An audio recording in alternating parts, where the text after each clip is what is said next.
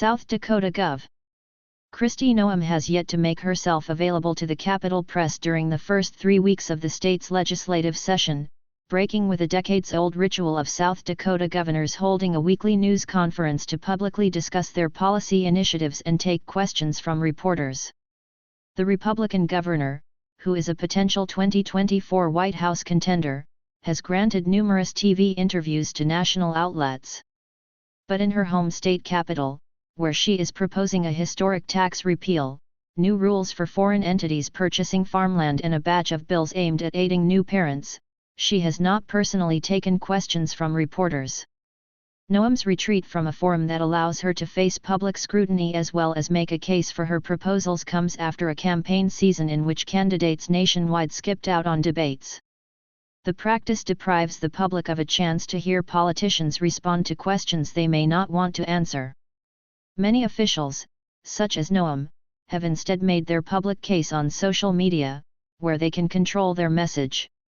Kristi Noem under fire from State Freedom Caucus for allegedly overstepping South Dakota constitutional limits. Noem's spokesman, Ian Fury, declined to say whether she will hold any news conferences this year but said they would be announced in advance. He did not respond to a request for comment on why she has not held any this year. Republican South Dakota Gov. Kristi Noem has foregone 3 weekly press conferences since the start of the state's current legislative session, breaking long-standing tradition. Republican South Dakota Gov. Kristi Noem has foregone 3 weekly press conferences since the start of the state's current legislative session, breaking long-standing tradition. AP photo/felon M. Eben Hack, file. The governor's weekly news conferences have been occurring for decades during the state's 40-day legislative session, said Kevin Waster, a journalist who has covered South Dakota since the late 1970s. And some former governors, such as the bombastic Bill Janklow, seemed to relish the opportunity to spar with the press over the legislative debates of the day, he said. The governor and her office are right in the middle of the legislative session, and should be talking about it, Waster said, adding, it's a denial of something that the public certainly deserves.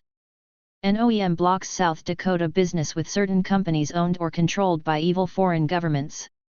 Traditionally, South Dakota's Democratic and Republican legislative leaders have held half-hour news conferences on the week's final day when the legislature is in session. They usually discuss their priorities and sometimes exchange a few digs at each other before answering questions from reporters. Then, the governor gets her turn.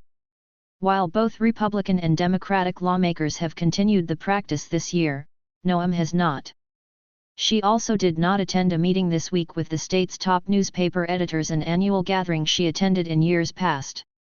The editors, who drove hours from around the mostly rural state, did gain audiences with Republican and Democratic legislative leaders.